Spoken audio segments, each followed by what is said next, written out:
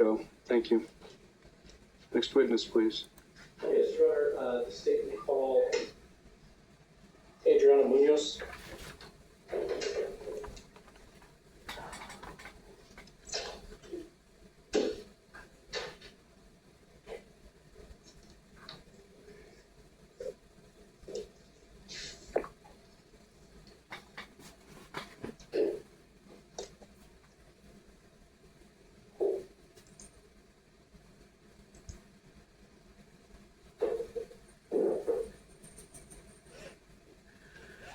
All right, good afternoon, ma'am. If you come over to my right, please. Before sitting, if you would face me and raise your right hand. Do you swear or affirm that the testimony you're about to give in this proceeding will be the truth, the whole truth, and nothing but the truth, under penalty of law? Yes. Please have a seat. Mr. Stover, you may proceed. Thank you. Good afternoon, ma'am. Good afternoon. Can I ask you to please identify yourself for the record by telling us your name and what it is you do for a living? My name's Adrianna Munoz, and I'm an investigator with the District Attorney's Office. Are you also a fully certified and commissioned officer within the state of New Mexico? Yes. How long have you been a fully certified and commissioned officer within the state of New Mexico? For approximately 14 years. And are you part of what is referred to as the Major Crimes Unit? Yes. What is the Major Crimes Unit in Curry County or in the 9th Judicial District? It is a group of law enforcement. All four of the agencies are involved in Curry County and Roosevelt County. And whenever we have an investigation such as a homicide or a suspicious death, we have a group of about 10 to 12 members that help investigate this incident. Are you a member of that group? Yes. And on July 20th of this year, did you have occasion to participate with that group into an investigation into the death of a child? Yes. And how did you become aware this investigation was taking place? I received a call from the Major Crime Unit Commander, which is Rafael Aguilar, and I responded to the Clovis Police Department, where my role is to interview, and I spoke with people that were associated with this incident. All right. So I want to make sure that we're carefully observing our rules. I don't want you to tell me what anyone said, but did you speak with any officers to gain some information about what you were investigating? Yes, I did. Did you speak with a Stacy Senna? I did. Did you speak with other officers with the Clovis Police Department? I did. And did you learn, or what was it that you were investigating? It was an incident involving the death of a 5-month-old.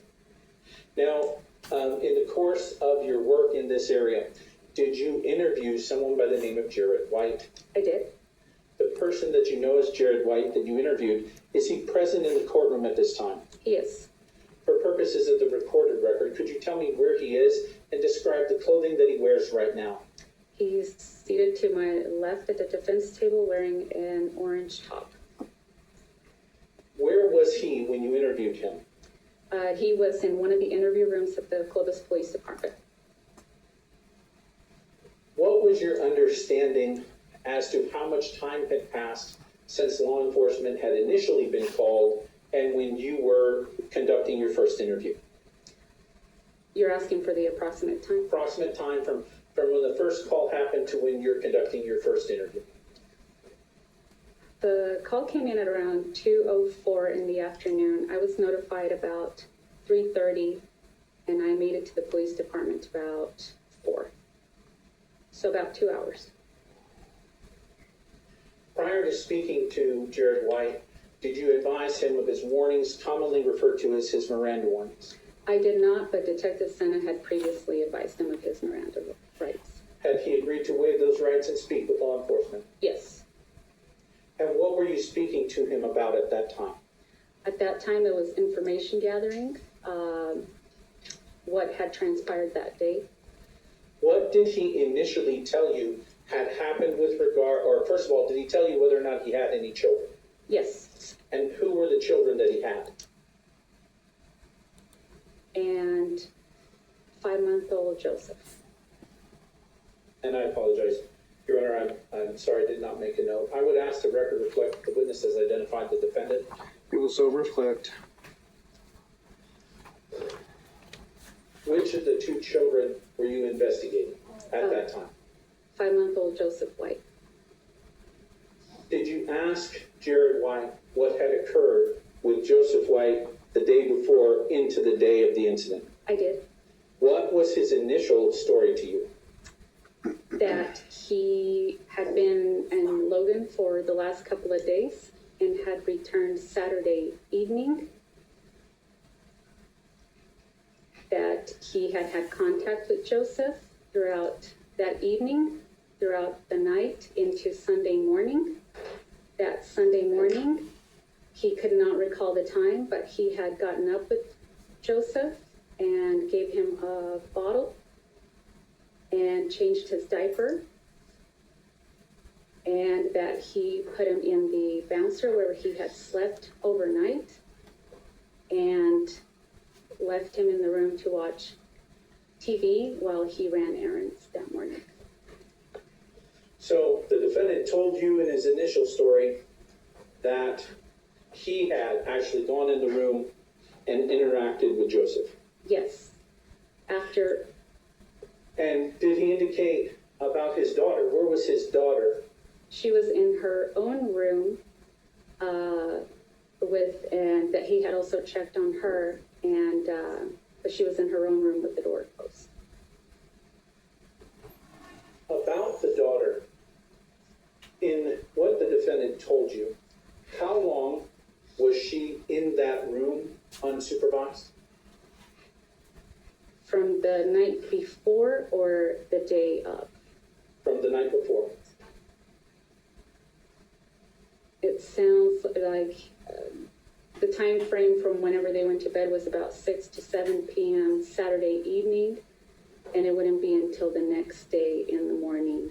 He stated it was maybe before 8 in the morning that they would check, or he checked on the kids. Both of them? Yes. And then after 8 o'clock, did the daughter, the 2-year-old, did she come out or did she remain in the room? He stated he had checked on her, and my understanding was she stayed in the room. And stayed in the room until what time? Throughout the morning, after he fed them and changed their diaper, and then he left and didn't come back until about 12:30 or 1, when he stated that he had checked on the kids again, and he had checked on Joseph at that time. All right. So in his initial story, focusing first just on the 2-year-old, puts her to bed around 5 to 6 in the evening, 6 to 7 p.m. in the evening, checks on her around 8 o'clock in the morning, possibly earlier. and then not again until 1 o'clock in the afternoon. Yes. With regard to JoJo, same thing, about 1 o'clock or about 5 to 6 puts Joseph to bed. Yes. Around 8 o'clock in the morning, checks on Joseph according to him, Yes. and then not again until 1 o'clock. 12:30, 1 o'clock. Yes, after he gets back. And that was the first. And then did he indicate how he became aware that Joseph was in distress? Yes, he said Jasper had got up to let her dog out and had to walk by that back bedroom where Joseph was because there was a back door. And Jasper was the one that yelled at him that something was wrong with Joseph. And what in his initial statement to you, what did he say that he did? He said he went back to where Joseph was, and that he had found him in the bouncer, still strapped on the floor. And what did he say that he did? He said that he tried to give Joseph CPR, and that he thought that Joseph had blood around his neck area, but he didn't know where it was coming from. And then law enforcement arrived? Yes, he called, I don't recall if he said he called 911 or Jasper called 911, and then EMS arrived. Did there come a point in time where this story changed? Yes. How did the story change? That he couldn't recall if it was him that had checked on the kids in the morning, whether he was the one that fed them early in the morning and had changed their diaper, or it had been Jasper. And then later on, there were additional statements through jail phone calls. How else did his statement change? There were differences or inconsistencies as to how he found Joseph. At one point, I asked him if he knew that the child had been deceased longer than reported, and he said, well, he must have died last night. And this would have been different than him indicating... Objection, that's leading. I agree. Was there any difference between that and his statement to you that he had interacted with the child at 8 o'clock in the morning?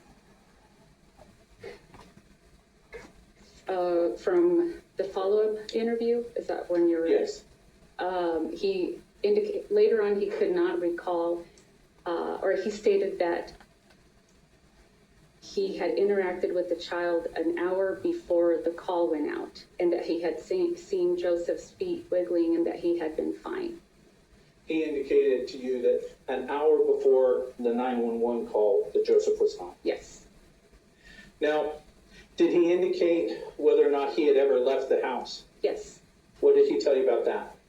He stated that he had left briefly to have a mini bike worked on. He thought it was sometime mid-morning, and that he had only been gone for 30 minutes and came back and had checked on the children then.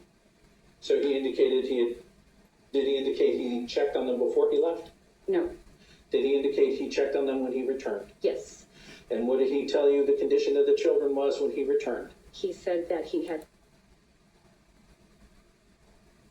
checked on Joseph and that he was fine in the bouncer and was wiggling his feet and was fine, which was different from him stating that he had fed him earlier. At this time, I'll pass the witness. Okay. Mr. Shieldren? Thank you, Judge.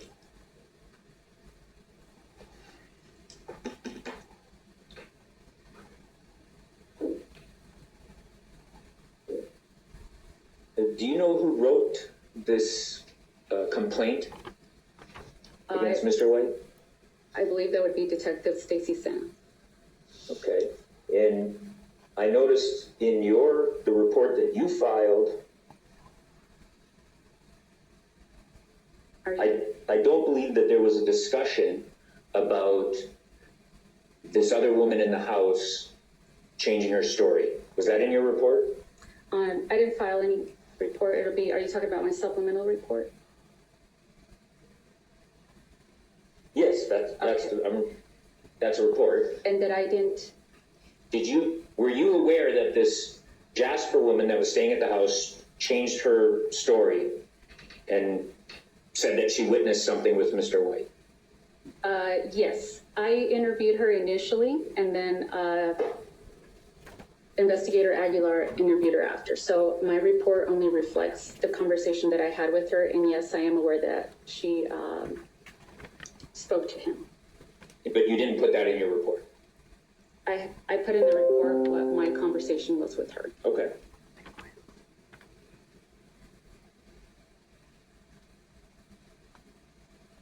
And were you wearing body cameras, or somebody there wearing body cameras for all these interviews? The interview rooms have audio and video, and I also carry a handheld recorder, so that'll be available. And you've given that to the prosecutor? Yes. You guys, I don't think you've given that to me yet, have you? It's being uploaded, and all discovery as if we're getting it is being uploaded. And how many telephones did you collect, if any? It would be Mr. White's and Audrey Liverani's. You were present for Mr. White's interview? The initial interview, yes. Okay, and then what was the other interview? I think Investigator Aguilar also spoke with him. Okay. Did he tell you at that time that he had sent photos of his child alive to somebody? No, he did not. Have you reviewed the contents of his home? No, I have not. I have not, but it doesn't mean that somebody else has not. Okay, fair enough. If he had told you that he sent photos of his child alive that morning, would you have asked to see the phone to see if that was accurate? Absolutely. He did not say that. Did he mention that somebody else was present in the home with him when he got back from the errand he was running? Yes, he indicated that he had left the house and Jasper was there. What about?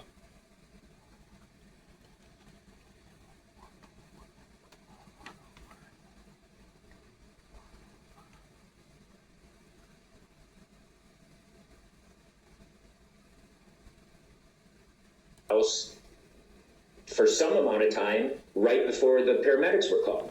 No. Okay. But you were aware of this person's existence? Later, through other investigators talking to other people. Okay. But Mr. White never house and going over there. Okay. Did you? I did not, but Detective Senna did.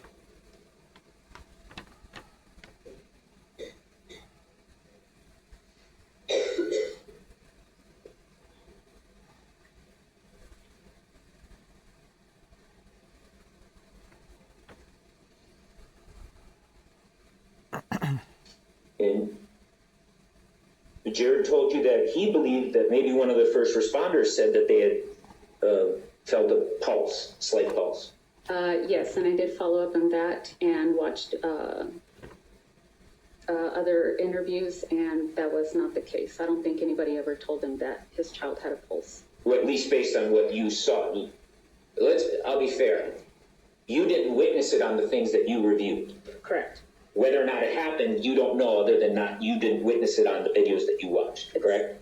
Not likely. That's not what I'm asking. We're not here to ask your opinion. Okay. You're here as a fact witness where you're able to tell the court what you observed personally. What I observed was nobody said that he had a pulse. From what you viewed. Correct. Okay.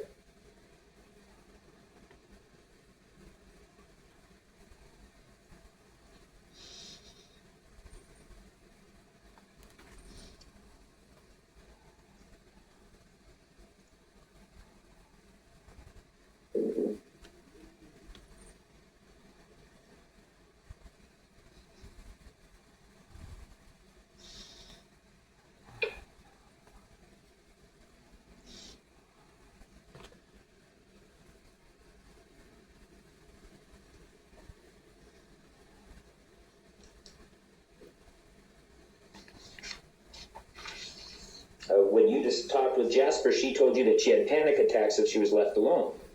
Yes. Did you ever discover what she was doing in this house? She was staying with Mr. White. For what reason? Objection calls for hearsay. Sustained. Well, Judge, I would argue that it's related to the investigation. It's whether or not she did anything based on the reasons that this woman gave her for living in the house. Sustained.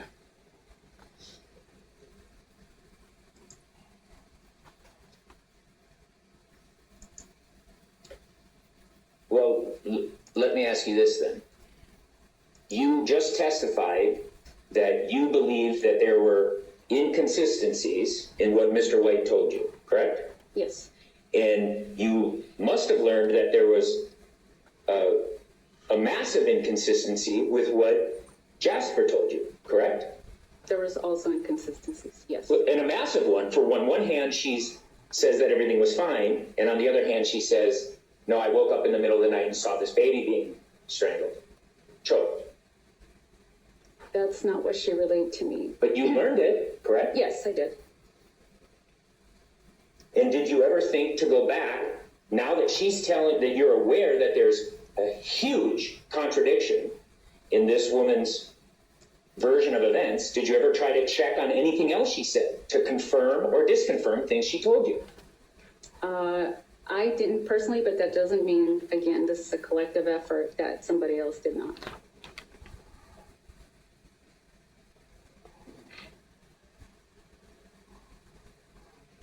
Jared told you he would take a lie detector, correct? Yes, And that he would never hurt his children, he correct? did say that. What's that? I said he said that. Did Jasper ever say to you that she was threatened or felt threatened by Jared? She did not tell me that. Did she ever tell you that she had observed Jared behaving violently towards his children No, she did not tell me. or anyone else? She did not tell me that.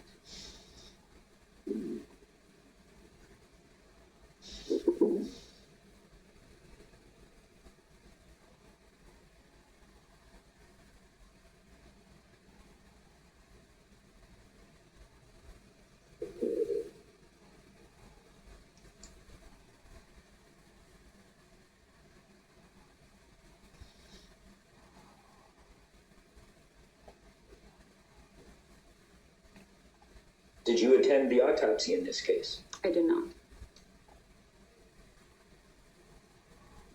Were you aware if there's the medical examiner has issued a report in this case? I am not aware, but I'm also not tasked with that. And as part of the investigation, I have my tasks, and that would be Lieutenant Loomis.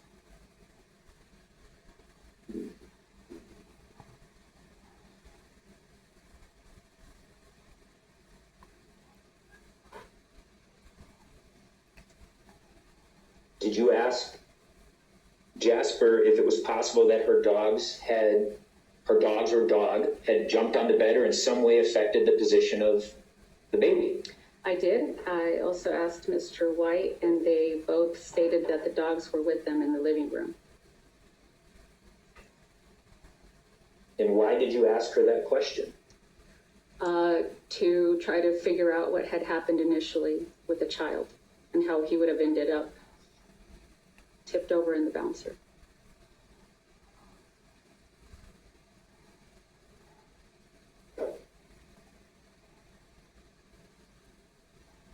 And so how do you know that the dogs didn't cause the child to get tipped over in the bouncer?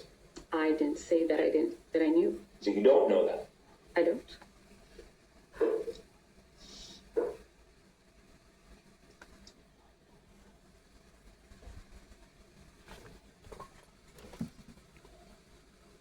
Jasper told you that Joseph was fussy that morning, correct? Yes. She said he would get fussy and start crying if he had a dirty diaper.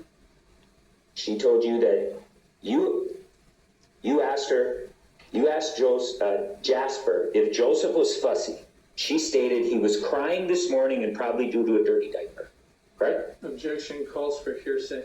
Judge, would be an extrinsic opportunity to impeach the prior witness. Under the rules, I need to give the prior witness an opportunity to admit or deny the statement, and then I can get it in through a witness who heard it. The witness admitted the statement. The defense counsel confronted the witness with the statement. The witness adopted having made that statement. So what's the impeachment purpose? But then it's not hearsay either, Judge. So what's the objection? So then it's not relevant. I'm The witness he confronted the witness who made the statement. She indicated that she had told the officer that. What are we impeaching? The witness adopted the contention. Right, but you objected on hearsay. I did object on hearsay, Judge. Because if then it's an out-of-court statement, what is the relevance of it? So is it relevance and hearsay? Relevance and hearsay, because it is a statement. It's a statement of a witness who's not in here. It's an out-of-court statement being used to prove the truth of what was said. Judge, my response is, if I don't ask this witness if she did say it, I just have to live with her prior answer. Now, at a trial or a PTI or some other situation where maybe she changes her story again, I will be able to say that this witness heard it. So I have to perfect my Okay, I'm question. gonna overrule the objection. Thank you, Judge. I'll just start again from the beginning. You asked Jasper if Joseph was fussy, correct? Yes. And she stated he was crying this morning, probably due to a dirty diaper. Yes, she told me that. And were you aware if she was having a panic attack at the time that you were asking her questions? She didn't indicate, or it did not look like she was. Would you have notated it in your report if you thought someone was in the middle of a panic attack? Yes. But do you think that you have an obligation, a legal obligation, to determine whether or not somebody's in a mental state to give statements to you? I'm not sure that I can answer that. Well, I mean, you're aware of You're the asking for my- Constitution. You're aware of reading people their Miranda rights, correct? You're asking me about their behavior, if I can determine. No, I'm asking you, do you believe that it's part of your job would be determine whether or not somebody's giving you knowing and voluntary statements, correct? Yes. And if they're in the midst of a mental health episode that you were aware of, you would notate that in your report, correct? Right. And you didn't believe that was the case because you didn't put it in your report. In reference to Mr. White or No, Miss Leverani? Jasper. No, So you had no reason to believe that she's in the middle of a panic attack. not at that time.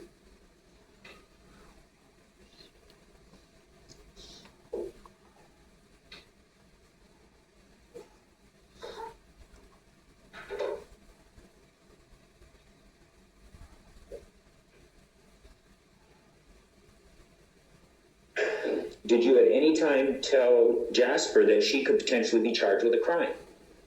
Not that I can recall. Would you have put that in your report if you were asking a witness or a potential suspect or telling them that they could be charged with a crime? Would you notate that in your report? Yes.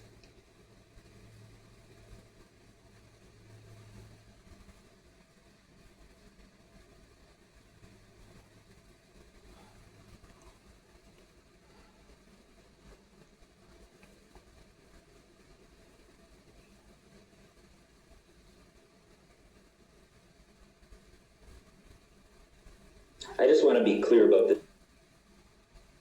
In your report, you say you listened to a jail call, correct? I did. Listen. And that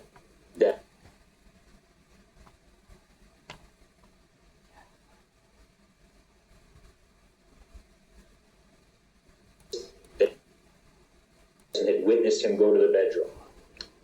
In the jail call, he says that, which is a different statement than whenever I spoke to him.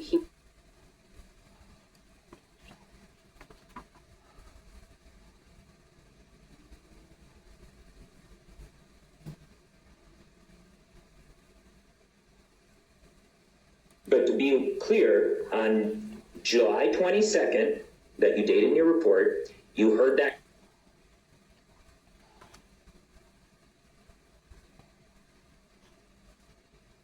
Understood. But you personally, as a witness in this case, became.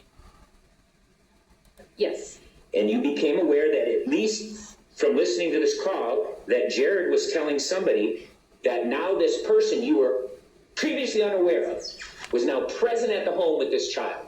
Yes. And another investigator. And that was Detective Senna, I believe you said. Is that correct? Yes. And that's detective? She's a detective? She's a detective.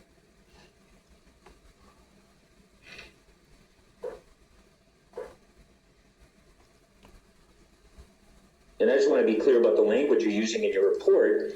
You immediately after referencing this call, you say this is contradictory to his statements where he asserted us. Well, along with that statement, he also talks about going or coming back, and he had left Jasper with the kids and that something must have happened while he was gone. But then he states that he checked on the children after he got back. So if something would have happened to the children while he was gone, then he would have found that the child was already deceased. And he doesn't indicate that. He states that he got back and continues to be adamant about the checking on Joseph and that he was still alive after he got back. Well, but to be clear,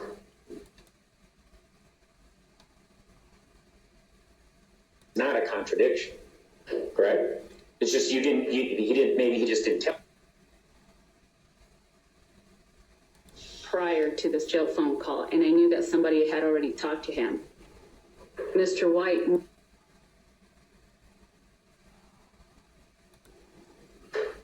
And your conversation with Mr. White is on camera. Yes.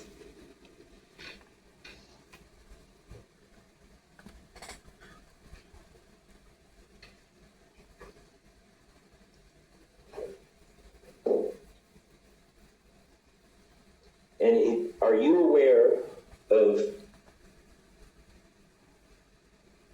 whether or not when Jasper changes her statement,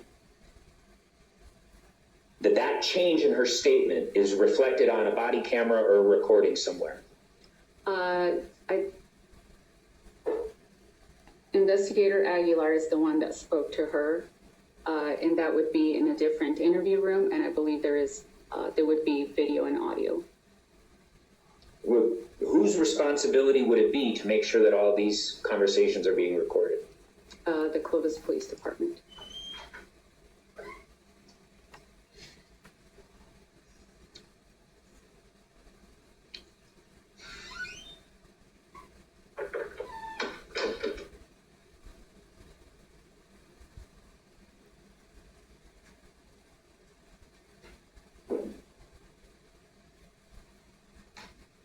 Thank you, Judge. Redirect. I have no additional questions for the witness, Your Honor. Do you wish the witness to be subject to recall? I would ask if she could be excused at this time. Any objection? No objection, Judge. Thank you. Ma'am, you may remain in the courtroom or you're free to go. Thank you. State call for adjournment.